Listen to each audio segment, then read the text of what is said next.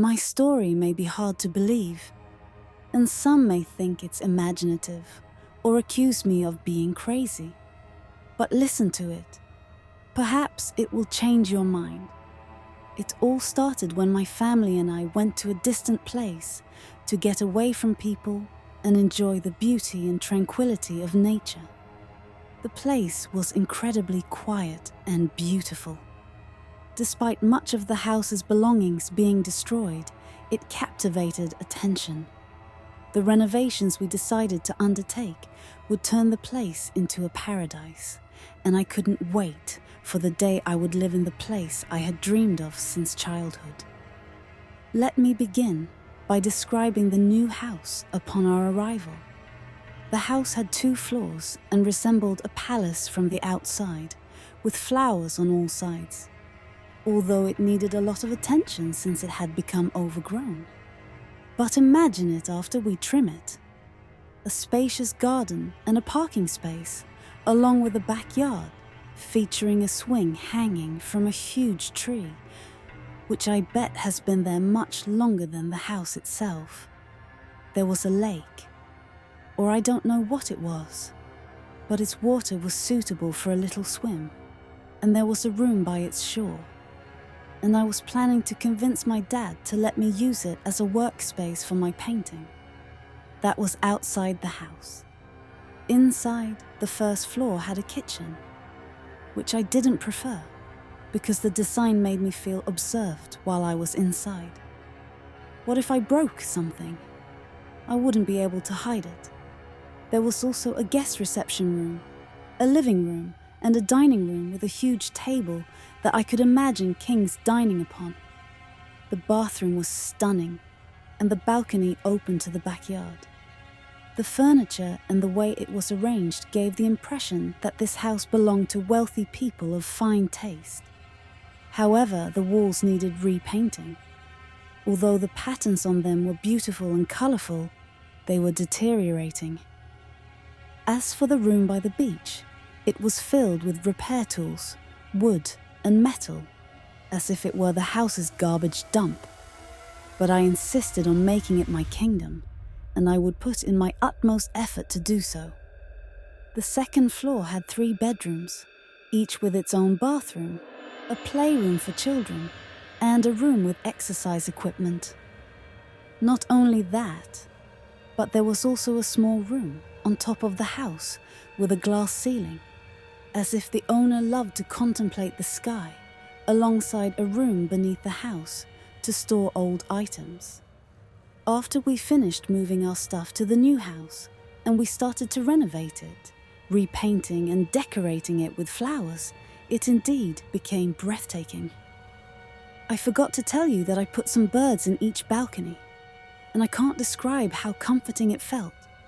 At sunset by the lake, with my coffee, and the sound of the chirping birds. It was beautiful, like paradise.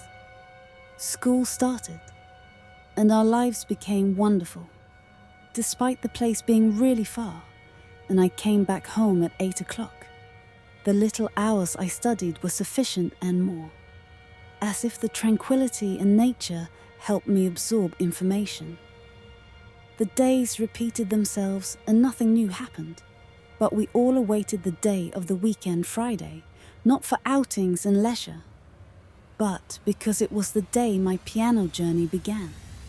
I would buy every new score and play it on my day off. What a beautiful life it was back then. But life doesn't remain the same. After the first part of the year passed, and we reached the mid-semester vacation, flames began to open up. It all started when I began preparing the outer room by the beach, clearing it of everything, and starting to put my supplies and tools in it. And I began decorating the walls. But strangely, I found strange, incomprehensible writings on the back wall of the closet, along with bizarre drawings and handprints. I started trying to read what was written to understand, but nothing made sense. What is this nonsense? But who knows? Let's do some spooky work to scare my friends a little, to make them think I'm living in a witch's house. I laughed, and indeed took pictures, starting to convince my friends that something weird was happening in that room. I posted the pictures on my social media, and friends really started believing it. But I gradually forgot about that until something happened. After the return to school, everything returned to the usual daily routine. However, I spent most of my time in my outer room, or what I called my kingdom. My friend would come to sleep over, and we'd study together, watch films, and do everything. One day, we decided to watch a new horror movie that caused a huge buzz. We turned off the lights and actually watched it. After it ended, we recalled it, laughed hysterically, and wondered why people were afraid of such movies.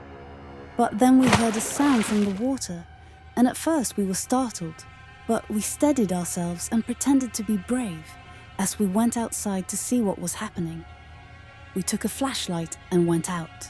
I assure you, I thought I saw someone in the water, but I quickly turned on the flashlight to see what it was, and I found nothing. Suddenly, a tree branch appeared in the water. We laughed and went back into the room to sleep. The next day, I found a horrible smell in the place, but I didn't pay much attention. I went to college and returned to find my dad asking me how I had not noticed the cat that was dead beside the door of my room. I was very surprised when it died and how it got here, but I stayed silent and went into my room, overwhelmed with university work. I always ask myself, why do professors give us assignments due on the same date and leave the rest of the days free? They should distribute it. I couldn't sleep until there were 2 hours left before I had to go to college and hadn't finished. I felt so sleepy. I must brew some coffee from home and return to finish studying. I left the room to hear the same sound in the water. I turned around and felt something in the water, telling myself it was just exhaustion, and went to the house to get coffee.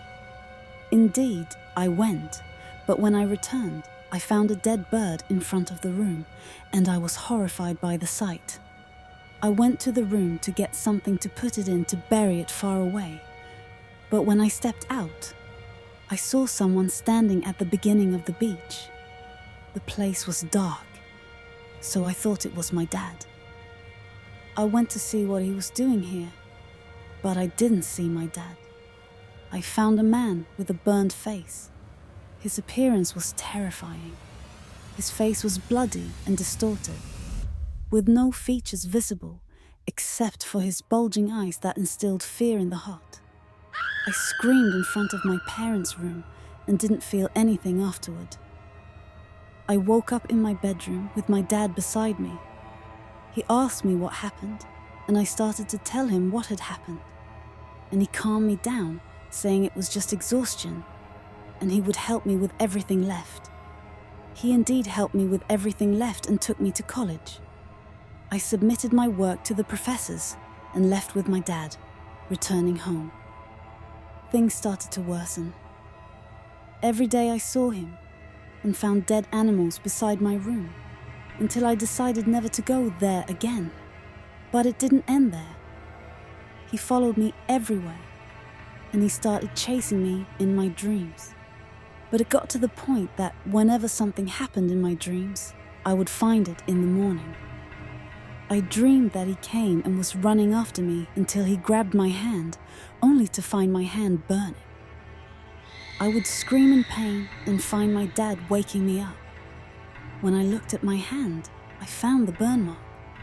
But if I told my dad, he wouldn't believe me. What should I do? What would have happened if my dad hadn't woken me up? Would I have burned completely? Or would he have killed me? Why is he burning me? Does he want to burn me like him? What did I do to him? After a few days, the burns he left on my body began to increase, and I became afraid to sleep. I occupied myself talking with friends, but my attention was drawn to a strange website about a man claiming to know everything. and talking about symbols and signs that summon spirits. At that time, I remembered the symbols on the walls of the room. I searched for the picture I had taken of those symbols, printed it, and sent it to him, asking if those symbols had any meaning. Surprisingly, although his assistants usually replied to messages, he answered himself, asking for my phone number and insisting that we meet urgently because he needed the picture I sent him. We set a time and place, and I indeed went. When he saw me, he said he wanted to know every detail of what happened since that night. I started recounting what happened, including the prank I had pulled, but I didn't tell him about the burned man. He asked me, "Is that all that happened?" As if he knew what was happening to me. Suddenly, he began examining my features, which started to show signs of tension from remembering those burns, and without intending to, I held my hand where the burn was. He then asked me, "What's the cause of this burn?" I couldn't answer for a moment. When I was about to tell a lie to escape, he said, "Did anyone else see it?" Those words struck me like a bolt of lightning. Does he know the cause of the burns? Does he know what is happening to me? I became lost in thought until he repeated the question. I answered, "I don't know. The first time I saw him was with my friend, but I don't know if she saw him." He asked me if we read what was written on the wall. Did I read it from the wall or not? I thought for a moment, then answered, "No, I read it from the wall, but she wasn't with me." She came after painting the room. Suddenly, his expression changed, and he jumped up, saying, "We need to go to her quickly. Can you contact her?" I replied that she hadn't answered in 2 days. He asked, "Do you know where she lives?" I nodded in response without speaking. He grabbed me and said, "Let's go quickly." We got into the car, and on the way, he asked, "Does she live alone?" I said no. He then asked, "And you?" I said, "My dad." "What's happening?" I asked, but he didn't answer. He said, "Just call him and tell him not to approach that room, no matter what happens." I said, "What's happening?" He replied, "Just tell him." There's no time. So I called my dad and told him that. To confirm, I told him I needed him to go somewhere we could go together and that I would meet him there. A little more than half an hour later, my dad called to ask where I was. I said I needed him to wait because the place was crowded. We arrived at my friend's house and knocked on the door, but no one answered, although we could hear sounds of moaning and an awful smell. I looked at him, not understanding anything as we tried to open the door. When we did, we found her in the middle of the room, but she was on fire. We rushed to extinguish the fire, raging inside, and called the ambulance, which came to take her away. As I was about to go be with her, he pulled me back, saying there was no time. If I wanted to save her and myself, we needed to leave now. We got into the car, and I said, "What's happening? I want to know what is happening to me." He started to explain. "You began this story unintentionally, but it seems that someone who lived in your house is trying to summon a spirit for some reason. This spirit died in an accident, and he was the one making those markings and writings to awaken him in an ancient way, something we call witchcraft and magic. But those rituals stopped with his death. When you read those words, you summoned him again. However, when he returns through someone he doesn't know, he makes that person suffer the torment he died in, but doesn't kill him." I paused for a moment thinking, then said, "So he died burned, and he tortures me with my burns, but it will continue like this, and he won't kill me?" He confirmed my words. I then asked, "But what about her? Why did he burn her as well? She didn't read anything." He replied, "Yes, but when he appeared to you, she was with you. Her fate is death." I protested, "So she dies, and I continue to suffer?" He assured me he was there to help me. "We'll go to the house, to the place he appeared in, and the place where those things were written." I said, "But the paint?" He responded, "It doesn't matter. We need to go and I'll handle it." I asked, "What should I do?" He said, "You'll know." I fell silent until we reached the house. I guided him to the place, and he began to say incomprehensible words. Suddenly, I lost consciousness. I woke up in the same room, but alone. I started calling for him, but he didn't answer. He wasn't there. I left the room to find the place different. I don't know how, but the house seemed different. The flowers and the lake and the tree looked smaller than they used to. What is happening? I saw a man running toward me quickly. I asked him what was happening, but he couldn't hear me. He ran and entered the room, closing the door tightly. But others appeared, running and banging on the door violently. When he didn't open it, they said if he didn't open it, they'd burn him. They indeed set a fire, waiting for him to exit, but he didn't. They tried to extinguish the fire, but they failed, and their screams for the man went louder as they tried to put it out, but to no avail. After a while, they extinguished the fire, only to find him dead. When I looked, my God, it was him with the bulging eyes. But what is happening? The story didn't end there. They said they wouldn't imprison him for something they didn't mean to do. They took the burned man, tied him to a tree branch, and threw him into the water. But he was still alive, struggling to move despite the horrible burns. They neglected his pleas for help and declared he was dead for sure and left him to drown. That same branch I had seen for the first time, now I understood the story. Then I saw his father, I think, returning to the house after the other murderers had fled, searching for his son, finding nothing, and seeing the burned room. He decided to bring him back, revived him, and they lived until the father died. After that, people feared buying the house, believing it was haunted by spirits and ghosts, until my dad came and bought it. I entered the room, read what was written, and then everything began to fade. I returned to reality again, trying to tell him what happened, but he didn't listen. I said, "Where is he?" He asked. I said he was in the water.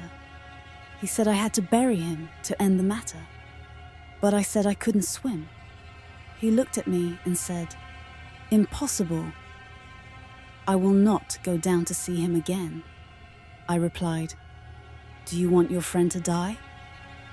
What would happen to your dad if he saw him with you and experienced what happened to her? Would you like to suffer for the rest of your life?" I shook my head in denial. He said, "So, what are you waiting for?" I took a deep breath, then jumped into the water to search for him. And indeed, I found him. I was about to scream and surfaced from the water to tell him he was really there. He said, "Try to free him from what prevents him from rising so I can help you pull him up." I went down, released him from the branch, and resurfaced along with him. We looked at his scorched and bluish body from choking on the water, an unforgettable sight. We pulled him out after tying him with a rope and began to bury him. The ordeal ended there, and I returned to recount what happened to me.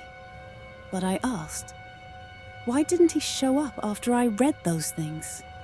He replied, "He was watching you, waiting for your weakness to exploit your fear and destroy you. He is a terrible thing, like the devil, but everything is over. Forget what happened. I said, but how can I forget? How can I forget with the burns on my hands? How can I forget my friend who didn't survive the fire? How can I forget?